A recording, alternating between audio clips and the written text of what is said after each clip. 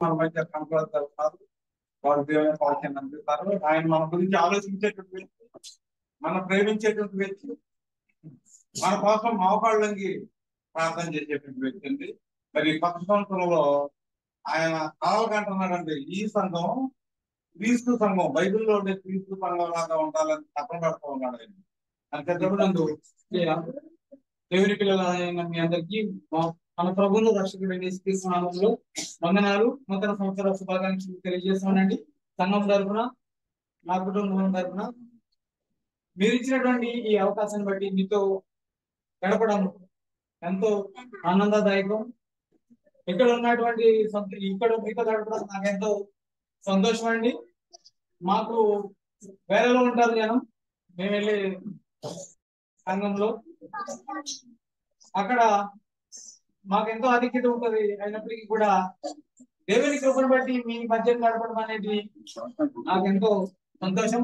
మరి నాకు ఇవ్వబడిన సమయం కొద్ది నిమిషాలు మీతో మాట్లాడాలని, దేవుని మాట్లాడాలని ఆశపడుతున్నాను. సరే, మూసుకున్నట్లయితే ప్రార్థన చేసుకున్నాం. మమ్మీకల్లా ప్రేమించిన మా పరమ తండ్రి వందనాలు నాయన. మీ కృప చేత ప్రేమ చేత నాయన గడిచిన రాత్రి కాలం అంతా మీ పాపదలు దయచేసి సుఖమైన నిద్రను అనుగ్రహించి తిరిగి ఉదయాన్ని చెప్పి మీ సన్నిధిలో మరి ఒకసారి నాయన నూతన సంవత్సరాన్ని పురస్కరించుకొని ఈ నూతన సంవత్సరం మొదటి దినంలో మీ సన్నిధిలో కూడడానికి ఇచ్చినటువంటి భాగ్యాన్ని బట్టి వందనాలు. గడిచిన కాలం అంతా మీకు పాపదలు దయచేస్తారయ్యా. ఈ దినాన్ని మీ సన్నిధిలో గడపడం 1000 దినముల కంటే శ్రేష్టమని నేను నమ్ముతున్నాను.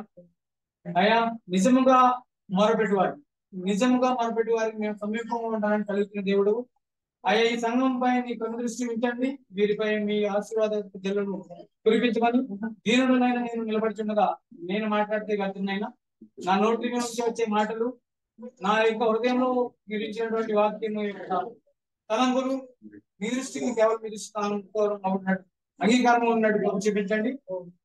వినగలిగే చెడు గ్రహించగలిగే హృదయాన్ని మీకు కనిపించండి. కొద్ది నిమిషాలు అయినా మీ మాటలు మాట్లాడుతుండగా మీ బిడ్డలతో మాట్లాడుతుండగా మీరే చుట్టుగా మాట్లాడమని మా ప్రభుని ప్రార్థిస్తున్నాం.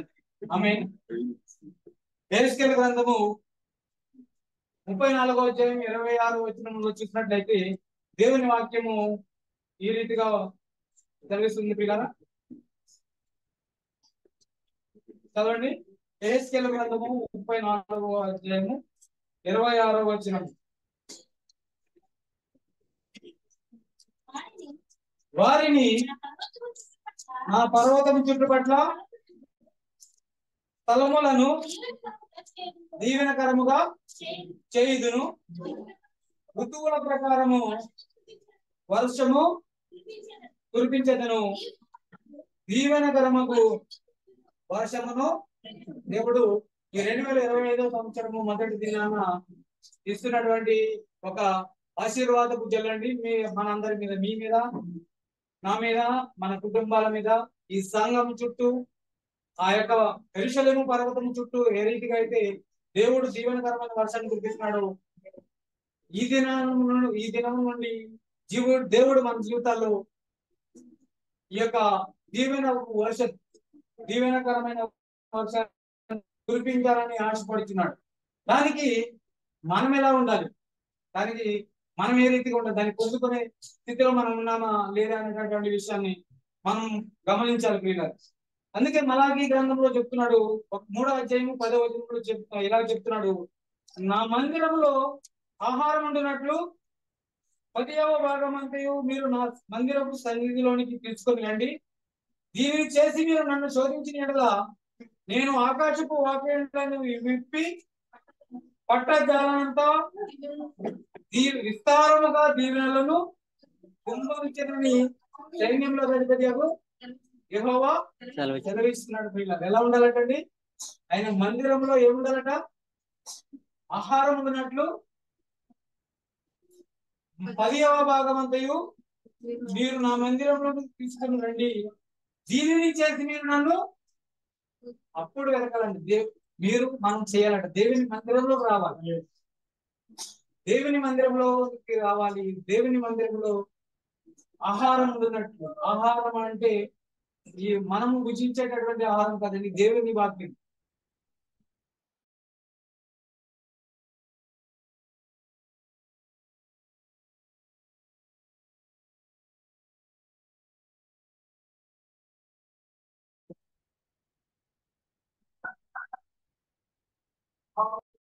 సువార్త బయటికి వెళ్ళాలి. ఎవరో చెప్పబట్టే మనం రక్షించబడ్డాం. ఎవరో చెప్పబట్టే ఈ దేవుని దివ్య గ్రంథం మన యొద్దకు వచ్చింది. వాళ్ళు కూడా మనకెందుకులే అని మనకులాగా కూర్చున్నట్లయితే ఈ దేవుని వాక్యము మన యొద్దకు వచ్చేది కాదు. నీకు నాకు రక్షణ అంటే ఏంటో తెలిసేదే కాదండి. మనం ఇచ్చేటటువంటి ఆ యొక్క 10వ వంతు ఇచ్చేటటువంటి ఆ కానుక ఏదో కృష్ణార్థనంగా ఇవ్వండి. 10 రూపాయలు సంపాదిస్తే 1 రూపాయి కంపల్సరీ వేయాలి. 100 రూపాయలు సంపాదించే 10 రూపాయలు వేయాలి. నా సంపాదనలో దేవుని సన్నిధిలోనికి కానుకలు తీసుకొచ్చినప్పుడు ఆ యొక్క కానుక ద్వారా, ఆ యొక్క అర్పణ ద్వారా దేవుని సువార్త బయటకు వెదజల్లబడాలి. అప్పుడు మీ ఏమీ ఆలోచించకుండా దేవుని సన్నిధిలో మీరు ఇచ్చినట్లయితే అప్పుడు మీరు దేవుణ్ణి పరిశోధించినట్లయితే ఆయన ఏం చేస్తాడటండి? ఆకాశం వాకులు నింపి పట్టాచారాన్ని విస్తారమైన దీవెనలతో మిమ్మల్ని కుమారిస్తానని సెలవిస్తాడు. యెషయాను 40:30 చూసినట్లయితే నేను దప్పికొనిన వారి మీద నేను దప్పికి వారి మీద నీళ్లను ఈ సంతతి మీద నా ఆత్మను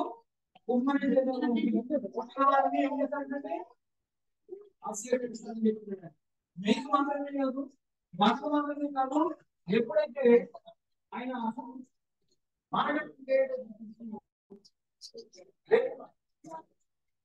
దేవుని మాటకు ఎప్పుడైతే మనం కట్టుబడి ఉంటామో, దేవుని మాటకు ఎప్పుడైతే చూపిస్తామో దేవుడు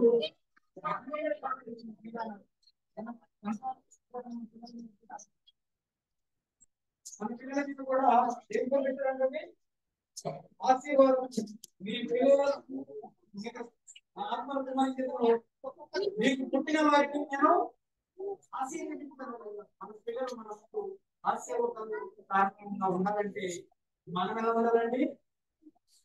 అబ్రహాము ద్వారా మనకి ఇచ్చినది ఆశీర్వాదం. ఈ ఆశీర్వాదాన్ని మనకు ఎప్పుడు మనకు కావాల్సింది ఏమిటంటే ఆశీర్వాదం పొందుతాం. ఇవన్నీ పొందుకోవాలంటే ఆ రీతిగా మనం జీవిస్తున్నామా, ఆ రీతిగా మనం ఉండగలుగుతున్నామా? లేవి గ్రంథము కాండం 26 మీ వర్షాకాలంలో మీకు వర్షం దొరికిందను, మీ భూమి పంటనిచ్చును, మీ పొలముల చెట్లు ఫలించును. మనం ఏమి చేసినా కూడా, మనం వ్యవసాయం చేసినా, మనం చెట్లు నాటినా, ఎక్కడ ఉన్నా ఏ పని చేసినా కూడా దేవుడు ఏం చేస్తాడంటే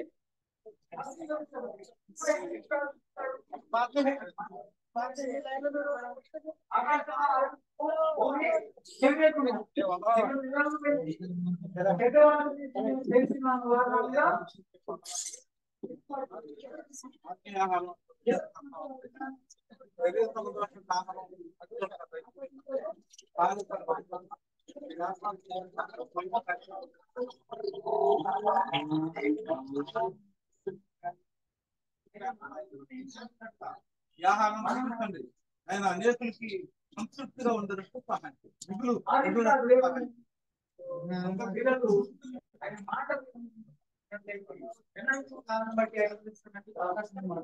భూమి ఆకాశం మనకి సాక్షి అనుకుంటారు.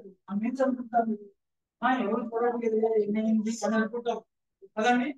మనం నడిచే ఈ యొక్క భూమి మన గురించి సాక్షిస్తుంది. ఆలోచన చేయండి, ఎంత భయంకరమైన. ఒకసారి ఆలోచించినట్లయితే మనం ఎవరు చూడట్లేదు అని అనుకుంటూ ఉంటాం. ఎవరు చూడట్లేదులే, మనం ఎక్కడికి వెళ్ళినా అని అనుకుంటూ ఉంటాం. ఈ భూమి మన గురించి సాక్ష్యం ఇస్తుంది పిల్లరా. పైన ఆకాశము మన గురించి దేవునికి తెలియజేస్తుంది. ఇంకా మనం మాట్లాడుకునే విషయాలు, దేవుని మనం ఇంట్లో మాట్లాడుకునే విషయాలు ఇవి సాక్ష్యం ఇస్తాయట. మన ఇంట్లో ఉన్నటువంటి ఎటుకలు, ఈ యొక్క దూరాలు మన గురించి సాక్ష్యం ఇస్తున్నాయి. ఆలోచించండి, భయపడండి దేవునికి. ఇంకా చూసినట్లయితే దినవృత్తాంతర గ్రంథము 28:4 చూసినట్లయితే, యెహోవా నీ దేశం మీద వర్షమును దాని కాలమందు కురిపించును. నీవు చేయు కార్యమంతటిని ఆశీర్వదించుటకును ఆకాశంలో తన మంచి ధననిధిని తెరుచును. నీవు అనేక జనములకు అప్పిచ్చదువు కానీ నీవు చేయవు ప్రియుల. ఎప్పుడు నీ చెయ్యి ఎక్కడ ఉంటదండి? ఆ రీతిగా దేవుడు మనల్ని ఆ రీతిగా ఆచరించాడు. మనం ఎప్పుడు ఇలా పెట్టేవారముగా కాకుండా ఇలా పెట్టే స్థితిలోకి రావాలని దేవుడు ఆశపడుతున్నాడు. ఆ రీతిగా ఉండాలంటే మనం ఏమైనా సర్కమ్స్టెన్సెస్, ఏదైనా సమస్య, ఏదైనా పరిస్థితి కానివ్వండి, దేవునికి ప్రాధాన్యత, దేవుని మాటకు, దేవుని ముందుగా మన ప్రతి విషయము దేవుని ముందుగా ఉంచాలి. మన పండుగలు, మన అలంకరణలు, లేకపోతే మన సెలబ్రేషన్స్ కాదు, కానీ దేవునికి ఎంతవరకు సాధిస్తున్నాం, దేవుని మాటకు ఎంతవరకు మనం విధేయత చూపిస్తున్నాం అనేటటువంటి విషయాలను మనం గుర్తించి దేవుని మాటకు లోబడి మనం ఉండాలి. ఆదికాండము 12:2 చూసినట్లయితే ఇలాగ రాయబడింది. దేవుడు చెప్తున్నటువంటి మాట, అబ్రహాంతో చెప్తున్నటువంటి మాట, ఇది మన జీవితాల్లో కూడా దేవుడు కలింపజేయనట్లు గొప్ప చూపును కాక, నిన్ను గొప్ప జనముగా చేసి నిన్ను ఆశీర్వదించి నీ నామమును గొప్ప చేయుదును. నీవు ఎలా ఉంటాడంటే ఆశీర్వాదం అంటారు. మనం ఎవరైనా ఇంటికి వెళ్ళాలనుకోండి, మన ద్వారా ఆ ఇంటికి ఏం రావాలండి? ఆశీర్వాదం రావాలి. చూడండి, కొంతమంది గురించి చెప్తారు, ఈ మనిషిని ఇది ప్రారంభిస్తే ఈ వ్యాపారం బాగుంటది, ఈ మనిషికి హస్తవాసి మంచిది, ఈ మనిషి అదృష్టవంతుడు అని అనుకుంటూ ఉంటాం. అలాగే మనం ఎవరి గృహానికన్నా దర్శించి ఎవరి గురించి అన్నా ప్రార్థన చేసి వారికి కొన్ని మంచి మాటలు చెప్పినప్పుడు వారికి ఏం రావాలండి? ఆశీర్వాదాలు రావాలి. ఆశీర్వాదం ఇచ్చేటటువంటి పరిస్థితులు మనం ఉండాలి. అబ్రహాం దేవుడు ఆశీర్వదించాడు, ఎందుకంటే ఆయన దేవుని నిరీక్షణ లేనటువంటి సమయం, ఎక్కడికి వెళ్ళాలో తెలియదు, ఏ రోడ్లో వెళ్ళాలి. ఇప్పుడైతే మనకు జిపిఎస్ ఉన్నది కాబట్టి మనం ఎంత తెలియని మార్గమైనా కూడా జిపిఎస్ ఆన్ చేసుకుని మనం వెళ్ళిపోతూ ఉంటాం, తెలియని మార్గానికి కూడా. ఎందుకంటే ఇప్పుడు ఉన్నటువంటి టెక్నాలజీని బట్టి అప్పుడు ఆయన ఎక్కడికి వెళ్ళాలో తెలియదు, ఏమి చేయాలో తెలియదు. అటువంటి పరిస్థితిలో నిరీక్షణ లేనటువంటి సమయం ఆయన తీసుకొని ఇలా చూపించి ఈ చుక్కలు లెక్కబెట్టండి, నాకు 100 సంవత్సరాలు అయిపోవచ్చు, 70 సంవత్సరాలు అయిపోయింది, నా పిల్లలు ఇంకా నాకు పుట్టలేదు అని ఎప్పుడు కూడా ఆయన ఎప్పుడు కూడా సంశయించడం లేదు. పిల్లలు నిరీక్షణ లేనటువంటి సమయం ఇదేంటి, నాకు పిల్లలే లేరు, ఇంట్లో చేస్తానని చెప్తున్నాడు దేవుడు అని ఎప్పుడైనా అవగాహన చేశాడు? ఎందుకంటే దేవుని మీద అంత ప్రగాఢమైన విశ్వాసం. అబ్రహాము యెహోవాను నమ్మెను, అది అతనికి నీతిగా ఎంచబడిన. ఆయన అబ్రహాము విశ్వాసులకు ఏమైనని తండ్రిగా ఎంచబడ్డాడు. మన ద్వారా మందికి ఆశీర్వాదకరంగా మనం ఉండాలి. మన యొక్క జీవితాలు ఆశీర్వాదకరంగా ఉండాలి. కేవలం ఏదో మనుషులను ముఖస్థితి చేయడం కాదు, కానీ దేవుని ఎదుట మనం ఎంత వరకు యథార్థంగా మనం దేవుని మాట, ఈ ఆశీర్వాదాలు మన జీవితంలో రావాలంటే సహోదరుడు చెప్పినట్టు దేవుని మాటకు మనము ప్రాధాన్యత, దేవుని మాటకు లోబడాలి. ఆయన చెప్పిన మాటకు మనం విధేయత చూపించాలి. ఇంకా చూసినట్లయితే జకర్యా 8:13 చూసినట్లయితే, యూదా వారులారా, ఇశ్రాయేలు వారులారా, మీరు అన్యజనుల్లో నేలాగు శాపాస్పదమై ఉండిరో అలాగే మీరు ఆశీర్వాదాస్పదమగునట్లు నేను మిమ్మల్ని రక్షించునని దేవుడు చెప్తున్నాడండి. కొంతమందికి ఒక్కొక్క సమయాల్లో మన పరిస్థితులను బట్టి కొంత అవహేళనగా, లేకపోతే మనల్ని చూసి వ్యక్తిగతంగా వ్యంగ్యంగా మాట్లాడొచ్చు, కానీ ఎక్కడైతే మనము అవహేళన చేయబడ్డామో ఆ యొక్క పరిస్థితుల్లో ఆ యొక్క మనుషుల మధ్య మనల్ని దేవుడు ఆశీర్వాదాస్పదంగా చేస్తానని చెప్తున్నటువంటి మాటను బట్టి దేవునికి మనం కలుగుగా. యెషయా 19:24 ఆ దినము ఐగుప్తు అశ్షూరీయులతో కూడా ఇశ్రాయేలు 3వ జనమై భూమి మీద ఆశీర్వాద కారణంగా నుండునని దేవుని వాక్యం సెలవిస్తుంది. ఇంకా చూసినట్లయితే కీర్తన 2:6 చూసినట్లయితే, నేను నా పరిశుద్ధ పర్వతమైన చీయోను మీద నా రాజును ఆశీనునిగా చేస్తానంటున్నాడు. మన జీవితాల్లో దేవుణ్ణి ప్రాధాన్యత ఇచ్చి, దేవుణ్ణి మన హృదయంలోకి ఆహ్వానించి, దేవుని మన జీవితాల్లో వెల్కమ్ చేసినట్లయితే ఆయన ఇప్పుడు ఎట్లా చెప్తున్నాడు, మీ ఇంటి దగ్గర వచ్చి ఎవరైనా వచ్చి మనకు డోర్ నాక్ చేసినప్పుడు మనం చేస్తాం. దేవుడు కూడా మన హృదయం అనేది తలుపు ఎదుట నిలబడి ఆయన నడిపిస్తున్నాడు. ఎవరైతే ఆ యొక్క తలుపును హృదయాన్ని తెలుస్తారు. ఆయన వచ్చి మనతో ఉన్నది. సర్వశక్తుడైన దేవుడు, ఆయన కుమారుడు మీతో నాతో మనందరితో ఉండాలని ఆయన ఆశపడుతున్నాడు. మనం ఇంకా ఇంకా ఆ యొక్క తలుపు తీసేటటువంటి పరిస్థితి లేకుండా ఏవేవో విషయాలతో మన జీవితాన్ని, మన హృదయాన్ని, మన మైండ్ ని నింపుకుని దేవునికి ఆలోచనకు, దేవుని వాక్యానికి చోటు ఇవ్వలేకపోయినట్లయితే మనం ఈ ఆశీర్వాదాలను పొందుకోలేదు. ఇది నూతన సంవత్సరం. ఈ నూతన సంవత్సరంలో దేవుడు మీ మీద ఆశీర్వాదపు జల్లులు కురిపించాలని ఆశపడుతున్నాడు కనుక మనం ఒక తీర్మానం చేసుకుని నేను ఏమన్నా తీర్మానం చేస్తామని చెప్తే కాదు, కానీ మీకు మీరు ఒక ఒక ఒక తీర్మానం చేసుకుని దేవుని మందిరంలో గడిచిన కాలం అయిపోయింది, పోలే దేవుడు చూస్తున్నట్టు కోరుకున్నాడు కనుక మనకి ఆయుష్ కలిగి దినాన చేరున్నాం. ఇక నుండి అయినా దేవుని సన్నిధిలో యథార్థంగా నిజమైన భక్తి చేసినట్లయితే చెప్తున్నాడు కదా, రాత్రి చెప్పినట్టుగా దేవునికి అసాధ్యమైనది ఏది కూడా లేదు. మీ పిల్లలు ఆశీర్వదించబడతారు, మీరు ఆశీర్వదించబడతారు. మీ పొలము, మీ చెట్లు, మీ సమస్తము, మీ వ్యాపారము, మీ ఉద్యోగము దేవుడు మీకు మెండైన ఆశీర్వాదం దయచేయాలని కోరుకుంటున్నాడు. చివరిగా ఒక వాక్యాన్ని చదివి ముగించాలని ఆశపడుతున్నాను. కీర్తనలు 113, 133 చూసినట్లయితే సీయోను కొండ మీదకి దిగవచ్చు హెర్మోను మంచి వారిను ఆశీర్వాదము తాత్లకు జీవమును అచ్చట ఉండవలనని యెహోవా ఎక్కడ ఉంటుందండి? దేవుని మందిరంలో.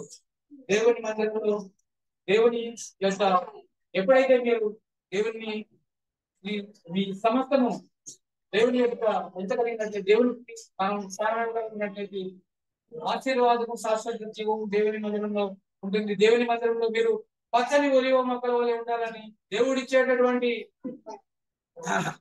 ఆ యొక్క పట్టజాలమైనటువంటి విస్తారమైన జీవిత దేవుడు మిమ్మల్ని ఆశీర్వదించాలని ఈ నా కొద్ది మాటలు ముగించున్నాను. దేవుడి కొద్ది మాటలు దీవించి ఆశీర్వదించను కాక. కానుకలో స్వీకరణ ఉంటుందని అయ్యగారి కొద్ది మీ మాట కలిగిన తర్వాత కానుకలు స్వీకరించబడుతుంది. అలాంటి ఆలోచించేటువంటి వ్యక్తి, మనం ప్రేమించేటువంటి వ్యక్తి, మన కోసం మోకాళ్ళంగి ప్రార్థన చేసేటువంటి వ్యక్తి అండి.